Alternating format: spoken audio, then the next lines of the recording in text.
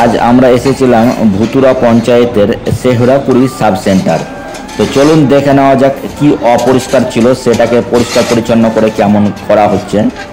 তা আজকের এই অপরিষ্কার করার জন্য দায়ী কিন্তু আমরাই, কেননা আমরা এই জায়গায় বসবাস করছি অথচ আমরা পরিষ্কার পরিচ্ছন্ন রাখছি না। তো আমরা যে শেহরাপুরি সাব সেন্টার আছে সেই সাব সেন্টারটি কীভাবে পরিষ্কার পরিচ্ছন্ন করা হচ্ছে সেই সমস্ত দৃশ্য আপনাদের সামনে আজকে তুলে ধরব।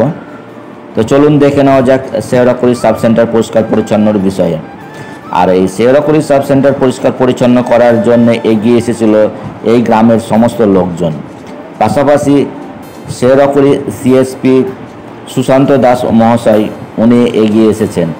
ড্রেনটির যা অবস্থা, ড্রেনটা দেখুন কি একেবারে পঞ্চায়েতের পাশেই এই অফিস। এই অফিসের যা অবস্থা, সত্যি আমরা সবাইকে সচেতন করে বেড়াই ডেঙ্গুর জন্যে, বিভিন্ন অসুখ বিসুখ ছড়াতে পারে সে সমস্ত অপরিষ্কার অপরিচ্ছন্ন থাকলে।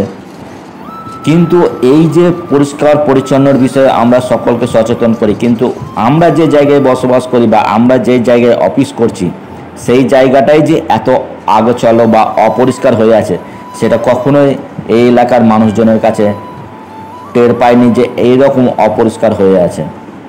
তো এই অপরিষ্কার অপরিচ্ছন্ন বলি সেটা দেখে ফেলেন আমাদের এসবিআই ব্যাংকের সিএসপি সুশান্ত দাস মহাশয়। উনি দেখে সেই এলাকার লোকজনের সঙ্গে কথা বলেন এবং এনএম এবং আশা দিদিমণিদের সাথে কথা বলে এই পরিষ্কার পরিচ্ছন্ন কাজে এগিয়ে এসেছেন। আজকে এই এলাকায় যেভাবে পরিষ্কার পরিচ্ছন্ন হয়েছে, আশা করি আগামীতে এই পরিষ্কার পরিচ্ছন্ন দেখে আশা দিদিমণিরা, এনএম দিদিমণিরা যে জায়গায় থাকছেন সেই জায়গাটা আশা করি পরিষ্কার পরিচ্ছন্ন রাখার চেষ্টা করবেন। কারণ এই অফিসে কিন্তু ওনারাই বসবাস করছেন, আর ওনাদের এলাকাটাই যদি অপরিষ্কার থাকে তাহলে আমরা কাকে সাজেশান দেবো, কাকে বোঝাবো? তো সেই হিসাবে কিন্তু পরিষ্কার পরিচ্ছন্ন করা হয়েছে। এমনকি মন থেকে বা দরদ দিয়ে শরীর খাটিয়ে এই জায়গাটা পরিষ্কার পরিচ্ছন্ন করেছেন সিএসপি সুশান্ত দাস মহাশয়। আর ওনাকে সহযোগিতা করতে এগিয়ে এসেছেন এলাকাবাসীরা কি পরিশ্রম করে এই জায়গাগুলোকে পরিষ্কার পরিচ্ছন্ন করছেন সেটা কিন্তু নজর কাড়ার মতো। এই রকম পরিষ্কার পরিচ্ছন্ন কিন্তু আশা করি কোনো সরকারি দপ্তর অপরিষ্কার এইভাবে হয় না, কিন্তু আজ দীর্ঘদিন এইভাবে অপরিষ্কার থাকার ফলে এটাকে পরিষ্কার পরিচ্ছন্নর কাজে যে এগিয়ে এসেছেন, ধন্যবাদ জানাই আমাদের এসবিআই ব্যাংকের গ্রাহক সেবা কেন্দ্রের সিএসপি সুশান্ত দাস মহাশয়কে।